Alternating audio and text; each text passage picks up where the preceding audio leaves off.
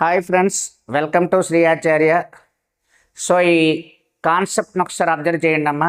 ఎందుకంటే ఈ మధ్యన ఎగ్జామ్స్లో ఎగ్జామ్ పేపర్ ఇచ్చేవాడు థాట్స్ ఎలా ఉన్నాయంటే విద్యార్థి ఎక్కడ కన్ఫ్యూజ్ అవుతాడు అనే కాన్సెప్ట్ మీద ఎక్కువ దృష్టి పెట్టి మనకి ఇవ్వడం జరుగుతుంది.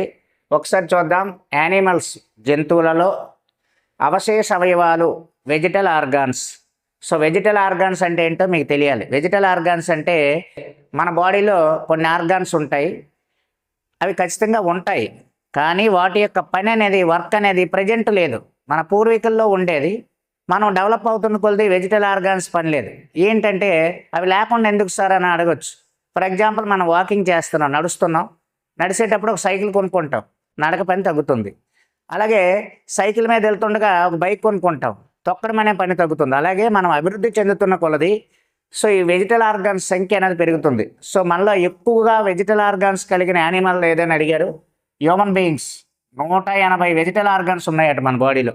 అంటే అత్యంత తెలివైన జంతువు మానవుడు లేదా హ్యూమన్ బీయింగ్స్ అని చెప్పడానికి అత్యంత మొట్టమొదటి ఎవిడెన్స్ ఏదంటే వెజిటల్ ఆర్గాన్స్. సో మానవుల్లో ఉండే టోటల్ వెజిటల్ ఆర్గాన్స్ 180 ఉన్నాయి.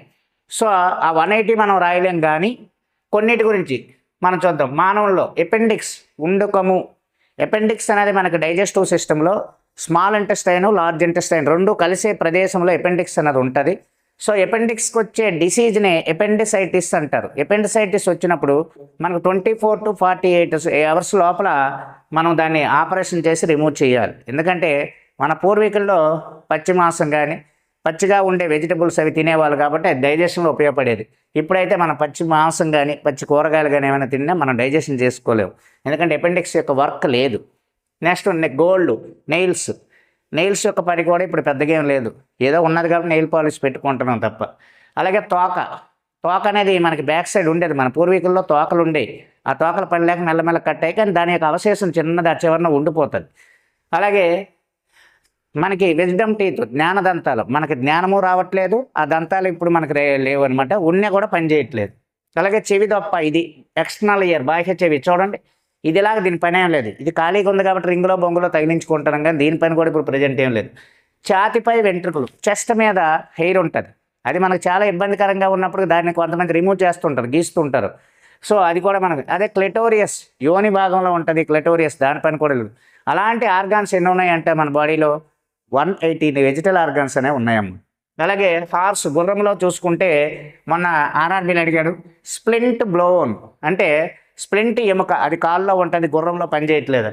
అలాగే ఫ్రాగ్, కప్ప, కంటిలో ఉండే నిమేషిక పటలము, అర్థమైందా? అంటే కంటి పైన చిన్న చర్మ పొరలాడుతూ ఉంటుంది, దాన్ని నిమేషిక పటలం అంటారు. అది కప్పలో కూడా, అది కూడా దానికి వర్క్ లేదట. అలాగే పైథాన్, పాము అంటే మనకి పైథాన్, కొండ చిలువ, ఇలాంటి ఇట్లా కాళ్ళు కూడా వాటికి వర్క్ ఏం లేదు, ప్రాకుతూ వెళ్ళిపోతున్నాయి కాబట్టి వాటికి కూడా వర్క్ లేదు. అలాగే మనకి షీప్ అండ్ గోట్, ఉన్ని వాటికి కూడా వాటి యొక్క పని లేదంట. అలాగే ఎగరని పక్షులు, అంటే మనకి ఎగరలేని పక్షులు ఉన్నాయి, ఆస్ట్రిచ్ కానీ, ఈము కానీ, కివి కానీ, వాటిలో రెక్కలు, ఎగరలేకపోతున్న రెక్కల పని ఏమి ఉంటుంది, వాటిలో కూడా ఉండదు.